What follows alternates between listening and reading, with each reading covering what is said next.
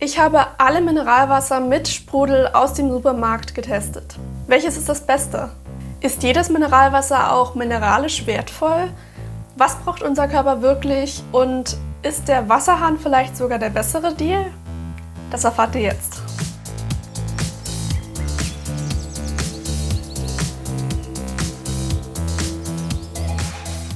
Starten wir mit dem Geschmacksranking. Nicht jedes Wasser schmeckt gleich. Je nach Mineralgehalt schmecken manche eher salzig, andere bitter, süßlich, mild oder erdig. Der Kohlensäuregehalt und die Temperatur können den Geschmack von Wasser auch beeinflussen. Jeder Mensch nimmt Geschmäcker unterschiedlich wahr und ich kann hier nur von meinen persönlichen Empfindungen sprechen. In der folgenden Liste fehlen sicher einige Sprudelwasser, aber ich habe leider nicht alle im Supermarkt bekommen. Die aus meiner Sicht relevantesten sind mit dabei. Am wenigsten mochte ich die Mineralwassersorten, welche säuerlich geschmeckt haben. Das wäre als erstes Margon aus dem Margon-Brunnen der Lichtenauer Mineralquellen. Sehr sauer, vor allem im Nachgeschmack.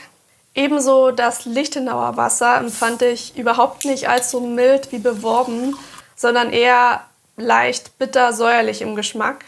Bei mir durchgefallen ist auch das Spreequellwasser aus dem Spreequell Mineralbrunnen in Berlin-Dobra. Es hat einen ähnlichen, leicht metallisch-säuerlichen Geschmack. Wenn ich von metallisch spreche, meine ich so einen leichten Eisengeschmack auf der Zunge, wenn der Körper durchblutet, zum Beispiel beim Sport. Was man dabei rausschmeckt, ist kein Eisen, sondern wahrscheinlich Mangan oder Chlorid. Spreequell hat zusätzlich sehr stark auf der Zunge geprickelt, aber nicht auf angenehme Art. Wilserwasser aus dem Wilserbrunnen in Bruchhausen-Wilsen bei Bremen hat mich ebenfalls nicht überzeugt, weil es säuerlich und bitter im Nachgang schmeckt und mir persönlich auch etwas zu sehr prickelt. Kommen wir zu den Wassersorten, die nach meinem Geschmack so im Mittelfeld schwimmen, ich aber nicht nochmal nachkaufen würde. Einmal wäre da das Basinuswasser aktiv aus der Quelle Eilenburg in Sachsen. Schmeckt relativ mild, aber etwas bitter und sauer. Bad Liebenwerder Spritzig aus den Mineralquellen Bad Liebenwerder ist besonders salzig im Geschmack. Ebenfalls mit leicht säuerlicher Note. Das Alasia Spritzig aus der Ambassador-Quelle in Bad Liebenwerder schmeckt weniger salzig und unterscheidet sich vor allem darin, dass es sehr fein prickelt. Im direkten Vergleich finde ich Alasia besser. Hochwaldsprudel aus der Quelle Hansrück Hochwald in Schwollen in der Nähe der Vulkaneifel schmeckt auf der Zunge weich, hat aber einen minimal sauren Nachgeschmack. Das Saskia von Lidl aus der Quelle Jessen in Sachsen-Anhalt ist wahrscheinlich das beliebteste Mineralwasser. Ich finde es auch gut, es schmeckt frisch. Doch aufgrund eines ganz geringfügig bitteren Nach- bzw. Eigengeschmacks kann ich es leider nicht unter die Top einordnen. Und zuletzt das Jahrsprudelwasser von Rewe aus dem Fontanebrunnen Kloster Lenin in Brandenburg. Schmeckt mild, süßlicher und weich, hat aber nach wenigen Stunden eine Tendenz zum Faden. Welche Mineralwasser haben mich geschmacklich am meisten überzeugt? Das wären Adelholzener aus den Adelholzener Alpenquellbergen. Da sticht kein Eigengeschmack hervor. Es schmeckt einfach neutral und stillt den Durst. Ihleburger Sachsenquelle aktiv. Auch hier ganz neutral, vielleicht minimalst bitter am Nachgeschmack. Vöslauer super prickelnd aus der Quelle Bad Vöslau. Das war für mich eine besondere Überraschung. Schmeckt sehr erfrischend, kühl, mild, süßlich, hat einen leicht rauen Nachgeschmack, aber nicht unangenehm. Irgendwie hatte ich das Gefühl, dass mein Durstempfinden angeregt wurde und ich so auf meine 3 Liter Wasser pro Tag kam. Vielleicht hat der Geschmack auch dazu beigetragen, ich weiß nicht. War auf jeden Fall lecker. Abschließend, unpopular opinion, Gerolsteiner. Gerolsteiner wird ja im Internet sehr zerrissen. Ihr könnt mir doch nicht erzählen, dass ihr Gerolsteiner trinkt. Wer von euch da draußen kauft sich freiwillig Gerolsteiner Wasser außer Rentner Ü60? Oder Leute ohne Geschmacksknospen, ich weiß nicht. Dass dieses Wasser einfach so ekelhaft schmeckt. Was das Wasser, das du trinkst, über deine Persönlichkeit aussagt. Wenn du das trinkst, halte bitte Abstand von mir, weil ich habe echt Angst vor dir. Was habe ich euch getan? Habe ich euch irgendwie mal geschubst, dass euch der Joghurt aus dem Rucksack gefallen ist oder so? Ich trinke es schon immer und finde es sehr gut. aber auch nur mit Sprudel, never ever stilles Gerolsteiner. Es schmeckt sehr neutral, eventuell etwas herb. Man schmeckt die Mineralien minimal heraus und es hat genau den richtigen Sprudelgrad. Nun müssen wir aber etwas genauer aufs Etikett schauen und die Inhaltsstoffe in die Bewertung mit einfließen lassen. Welche Zusammensetzung ist am besten?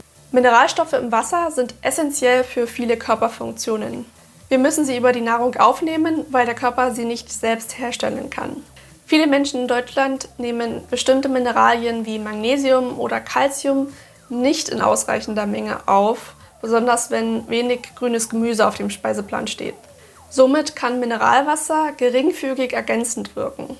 Logischerweise deckt es alleine aber nicht den Tagesbedarf und ist kein Ersatz für eine ausgewogene Ernährung. Aber nicht jedes Mineral ist zwingend nötig. Schauen wir uns das mal genauer an. Bei den folgenden Angaben beziehe ich mich auf die Referenzwerte der Deutschen Gesellschaft für Ernährung.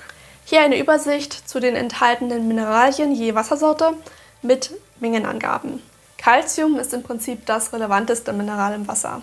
Es ist zum Beispiel wichtig für die Knochen, Zähne und die Muskelfunktion. Calcium trägt zur Prävention von Osteoporose, einer Alterserkrankung der Knochen, bei.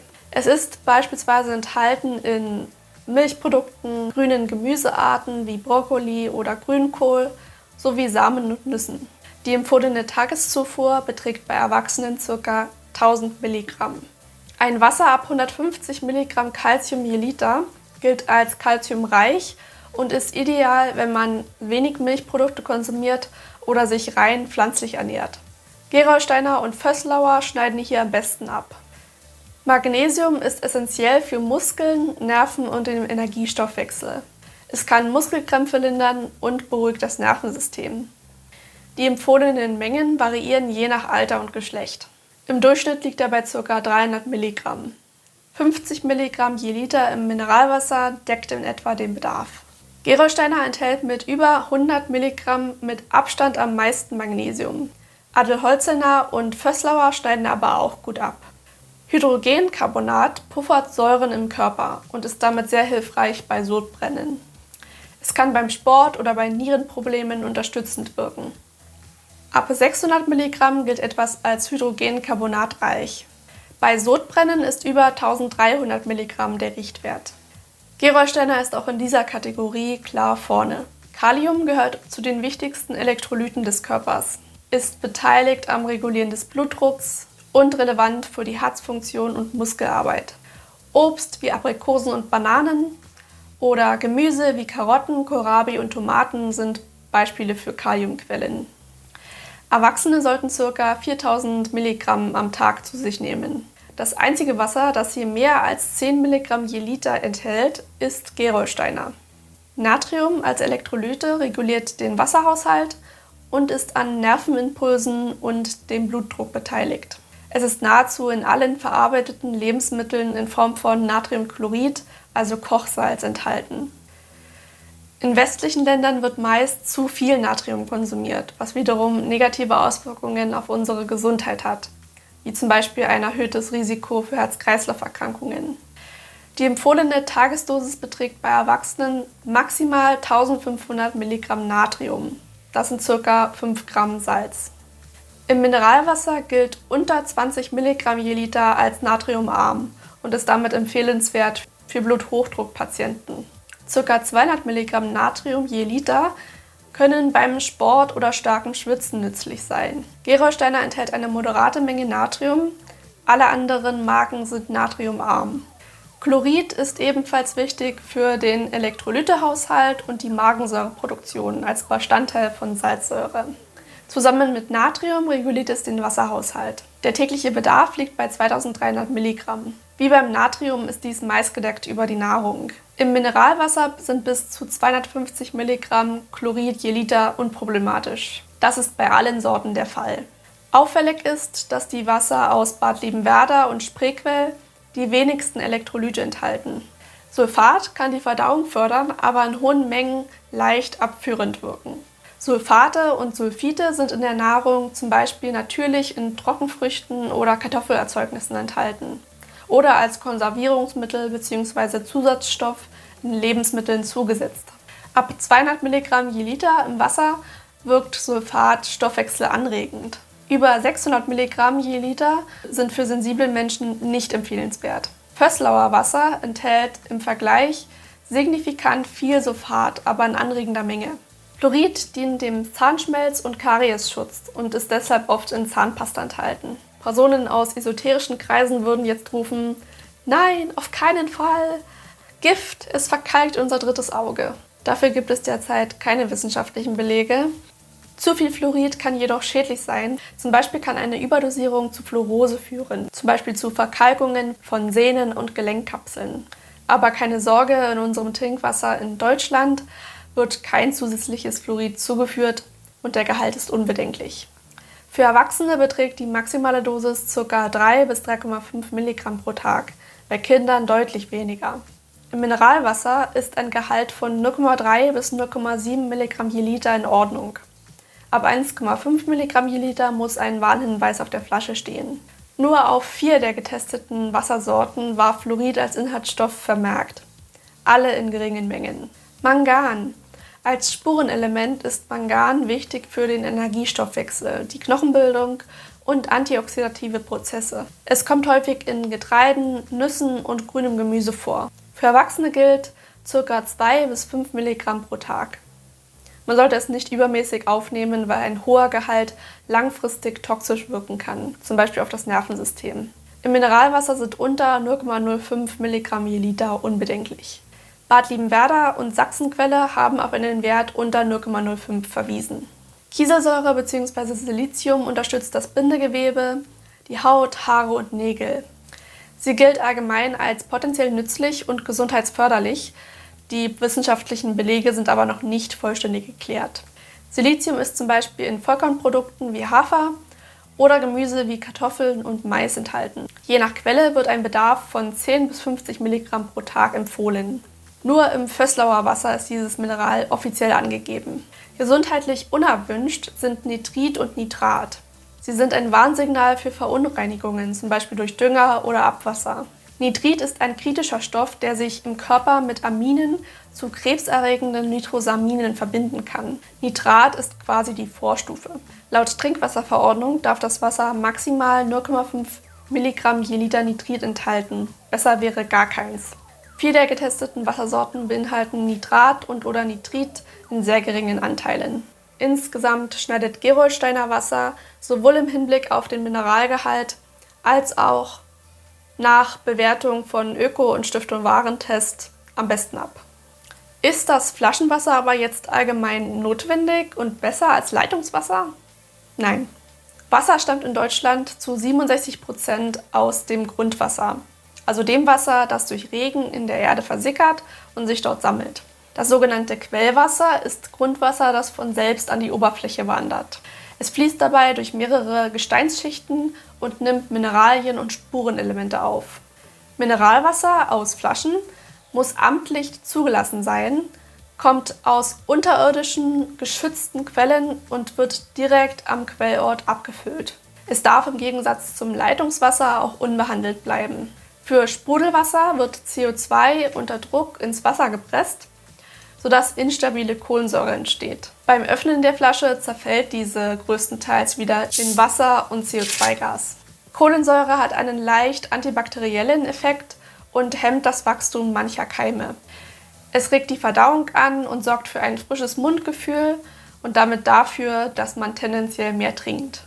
Für Reizdarm- und Refluxpatienten sowie Personen mit sensiblem Zahnfleisch ist Kohlensäure aber nicht so verträglich. Mineralwasser muss weite Transportwege zurücklegen, verbraucht überwiegend Plastik und ist damit nicht besonders nachhaltig. Unser Leitungswasser wird in Wasserwerken zu Trinkwasser aufbereitet und von Schadstoffen befreit, indem es durch Filter- und Oxidationsprozesse gereinigt wird. Schädliche Keime werden zum Beispiel mit UV-Licht und Chlor eliminiert.